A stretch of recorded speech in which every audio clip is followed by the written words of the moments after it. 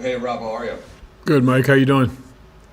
Good, Rob. I was just wondering the way that you constructed the roster around LeBron and AD the past two seasons, how that impacted the way that you built this roster and what you found to be most important across that time. Yeah, I think going into the draft and free agency, there were really three primary goals and objectives that we wanted to accomplish with the roster. One was adding playmaking or a primary playmaker. Two was shooting. And then three was shifting back to, especially defensively, a model of sort of two rebounding defensive centers like we had when we won the championship in 2020. And those were the goals we had in mind. And I think if you look at the complexion of the roster, we feel like we addressed each of those three goals. And that was something we set out to do. So we feel good about that. And then, Rob, understandable focus around and interest in Russell Westbrook coming in, but I want to ask you about Anthony Davis. He had cited how last offseason being so short had a definite impact on him. Just wonder what you've seen this offseason from him and what expectations that you kind of collectively have for what his season's going to be coming up. You know, AD's a quiet worker. He goes about his business, and I think he's been in the building a few times, and all of us can just tell the work he's put in and how serious he is about it. I guess he's added wedding singing to his repertoire too, which is exciting. We were all at his wedding and enjoyed him serenading his bride. But I think when you get into AD's mindset, I think there's two primary goals. One is to win a championship for sure. He talks about that with this team, and then two is he knows that he belongs to be in that saying of the most dominant and the best two-way player in the game. And I think he has the skills and he is that player. And he worked very hard this offseason. I think you'll see him accomplish those two things with this season, in my opinion. All right, Dave McMenamin, please. Hey, Rob, good to see you. What's the vaccination status of your team, and what do you expect the availability to be for your roster as training camp opens up? You know, we've worked really hard with our UCLA health partners and our team doctors and players and agents and family members. And we will be on opening night when we play the Golden State Warriors. All of the players that are currently signed on our roster that night will be deemed fully vaccinated. And we're really we're grateful for that. I think just in collaboration again with UCLA and the doctors and people internally, we will be grateful that we won't have interruptions caused by unvaccinated status of a player or a staff member. Thank you. All right, Kyle Goon. Hey Rob, good to see you. Kind of a two-part question. A lot of guys kind of describe the grind of last year and just with all the restrictions and various limitations. What do you expect to kind of get back this year with some of those being lifted? And two, what kind of sort of daily culture do you anticipate having in the building with this roster? Yeah, I think we're incredibly excited, obviously, with the guidance of the local authorities and with the state. But we're excited that it looks like Staples Center will be full with Lakers fans for opening night, obviously in a safe way and following all the guidelines. But just more than anything, and talking with our guys, just getting the energy of our fans back is going to be incredible. You know, maybe one of the bright spots for the start of the season. It was a hard grind to play night after night without, our fans, and I think it takes a toll. So we're grateful to be in a place where we can play the Warriors again on opening night in Staples Center and plan to do that in a safe way with our fans there cheering on this team. And I know Coach has talked about Russell and the first game and being at home and all the energy he brings. We may have to take a timeout after 90 seconds because he'll be so gassed up to get going. But I just think overall this team, the way we built it, the energy that Lakers Nation brings night in, night out, and Staples Center is going to be a key ingredient to our success. All right, Brad Turner, please. How you doing, Rob? What's up, man? I hope you're having duck from lunch from your recipe and that you got when you were in Paris. Well, I think that'll happen on Sunday. So Okay, all right, football Sunday. Right. You know, we keep talking about it, everybody on your team except for LeBron James. And I'm just curious, have you seen him much at the facility, and what does he look like, and what are you hearing about his whole approach and attitude about this season? I have. LeBron's been in working hard, working really early in the morning, and I think the thing that stands out is just his fitness level, and he slimmed up. I think, we all know LeBron studies the greats, and he adds things into his game, and I think going into this stage of his career, he's made a decision to come back a little bit leaner, and I think that's going to translate in his explosiveness and quickness. But he's been very, very locked in with his training, and you just get a sense he has a confidence in his teammates. He really does. I think when he looks around the locker room and sees the nameplates or with the guys he's been on the court with, you can just tell he has a high level of confidence in his teammates and what this team could accomplish this season if we all lock in. I think the big word is mindset. What will the mindset of all these players be? We have 13 guys signed to contracts, and it just feels like this group realizes that everyone's going to have to set a little bit of a personal thing or a selfish desire aside to come together and have the mindset of, how do I make the guy next to me in the locker room great? And it just feels like that's LeBron's mindset right now with his teammates, and that he has a belief. All right, we'll go over to Bill Oram, please. Afternoon, Rob. Hey, Bill. In Melo, you've got a guy who's 10th leading scorer of all time. First ballot Hall of Famer when the time comes. He's been kind of linked to the Lakers over the years at various times. I'm curious what, in your mind, made, from your perspective, he shared this a few weeks ago when we spoke to him, but what made this a good fit for you guys, and why this was the right time for him, and what you've seen from him around the gym over the last however long he's been around? We had to get McMenamin a Syracuse Orangeman because he's been badgering me about that for the last 3 years. But putting that aside, to seriously answer your question, one of the ingredients that we felt like we really missed last year was just guys that were lasers that could space the floor and make catch and shoot. And if you look at AD and when he gets double teamed, or when teams collapse the paint against LeBron, and obviously now with Russell Westbrook, just having, to me, one of the greatest catch and shoot guys that has played in recent times. And most of that is just because of his confidence level. I think if you go back to the Olympics, when Melo played such an incredible role on that team, with just his ability to make open shots. I think there's some players, when you play with people like LeBron or Russell, maybe when that open ball is kicked to you, it's a little bit heavier. But Melo, I don't think he's paying attention to who's throwing him the ball. He's just getting it, and he's locked in to convert. And then he has other dimensions to his game too. I'm not trying to minimize him into a catch and shoot player, but that's an elite skill he has. And I think the other underrated parts of his game are just, he's still so physically strong and imposing. I think just when he puts his body on players in the post, he can continue to have his way and can continue to be a rebounder with his size. So those ingredients together, I think, are going to make him a really good fit. Thanks, Rob. I'm still waiting for my first Montana Grizzly, by the way.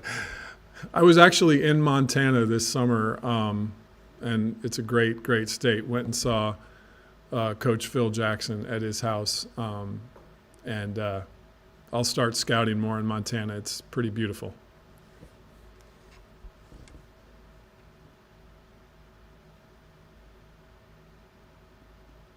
Your class of professionalism. I think one of the things I was wondering, in terms of your cap situation this offseason, did you view kind of Talon and Caruso is sort of an either-or situation, based on sort of the tax that you guys will be running up into as a roster. And I guess what made you want to invest in Talon? What did you see? What do you think you will see going forwards with that player? We made an aggressive attempt to re-sign Alex Caruso, and we made an aggressive attempt to keep Talon. And that's the thing with unrestricted free agency is you can be in the mix, but players, control the ultimate choice. And Alex was tremendous here as a championship player, and we'll be forever grateful for his contributions and his growth, and seeing him go from a G League to a two-way to a elite player was something we'll always be proud of. But he had choices, and he chose another team. But we pursued him and wanted to keep him. Same with Talon, and obviously came to a deal with Talon, and Alex moved on. But we had a plan to take some of the skill set that Alex brought to the table and find that in other free agents that were available. And I think if you look at how we ended up, filling out the roster, it was important for us to be strong in all the different basketball categories, and we felt like we dimensionalized that with some of the other guys we signed. What do you think the next step for Talon is? And obviously, by bringing him back at the number he did, that's a lot of confidence in him. What do you think sort of his ceiling is, and how quickly can he get there? I think Talon's got to establish himself as a dominant defensive player. I think that's going to be the expectations on him.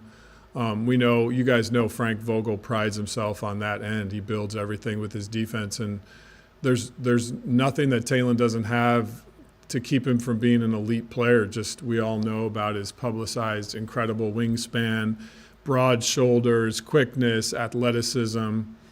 If he makes a choice to dominate you on the defensive end with his body and his length and his athleticism, that could be a nightmare for opponents. So I think it starts there. And then I think we want to see him grow as a playmaker. I think he knows he's got to slow his game down, but I think when he gets in the paint, if he has an open vision where he can see guys in the corners or open teammates when the defense collapse, I think growing in his reads, those are some of the areas that we see that he will have great success in and add dimensions to his game this year for sure. All right, we'll go over to Jovan, please. Hey Rob, you guys have a couple of empty roster spots. So what is the plan with those two spots, and are you looking at a particular position or skill set? Yeah, I think we do have two open roster spots, 14 and 15. Most likely 15 will be held just with the tax implications and also holding that for potentially, the buyout deadline is usually a tool that a lot of contenders use. So I think that there's a likelihood there. It's not an absolute. We're always fluid, and anything could be presented. And then we are in kind of our final evaluations on what to do with the 14th spot, and that's something that we will make a decision on and around before camp starts on Tuesday. So still kind of evaluating that as we speak.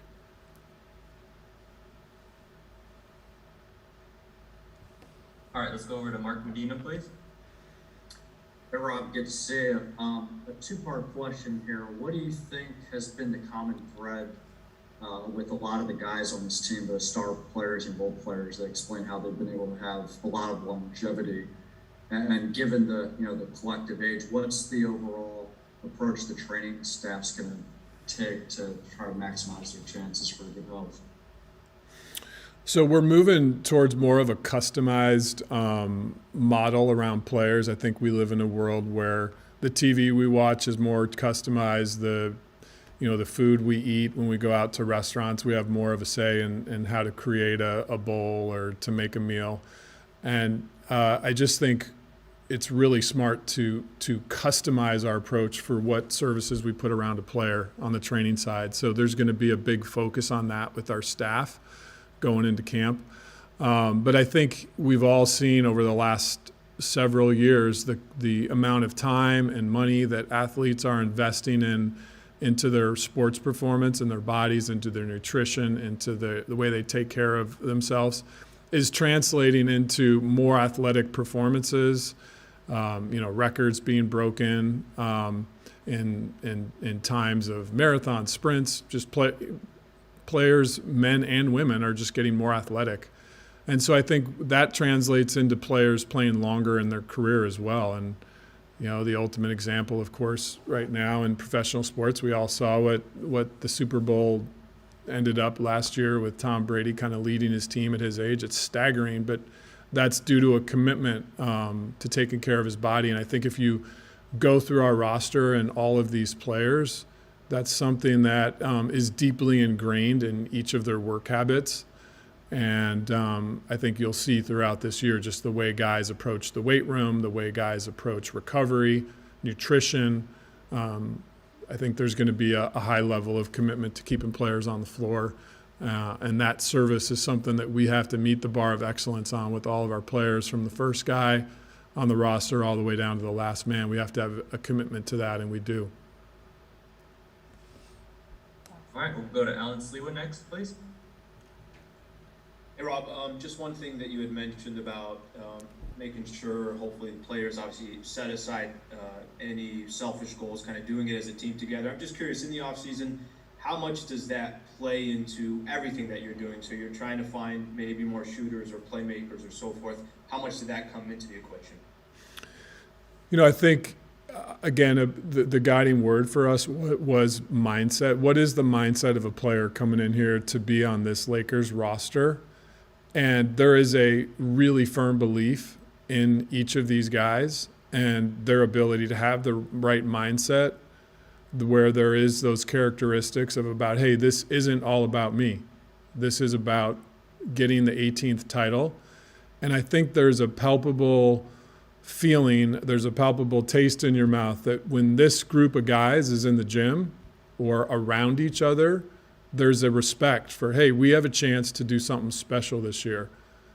And we all have to make sacrifices to get there. And I think this group shares that common belief in the assumption that sacrifices will have to be made, but there's something greater that we can accomplish. Now, that doesn't mean we walk in the gym and we're contenders. It means we walk in the gym with a belief in one another and a belief that we're going to put in that work to get there. And this is a serious group of guys. You can just feel it. It's a very, very serious group of players that are very locked into what they want to accomplish. And I think some of the players are at a stage in their career where, Melo said it publicly and said it really well the other day, like, hey, I almost felt like maybe I was going to walk away from the game without really having a chance for a championship. But now I do. And I'm not going to hold that lightly. I'm going to embrace that, and I'm going to make the most of it. I think that mindset trickles down to every single player on this roster that I've talked to extensively when it was free agency time, or extensively since we've signed him, about what it's going to take to come in here with the right approach. I think Frank Vogel and the coaching staff feel that. Kurt and I, the front office, Jeannie, we all feel that way about this group of guys, and now we just have to go out and execute. All right, we have time for two last follow-ups, so we'll start with Bill Oram. Hey, Rob, I'll resist the temptation to ask you for a review of Space Jam. But, you basically turned over, more or less entirely turned over a roster that was number one in defense last year.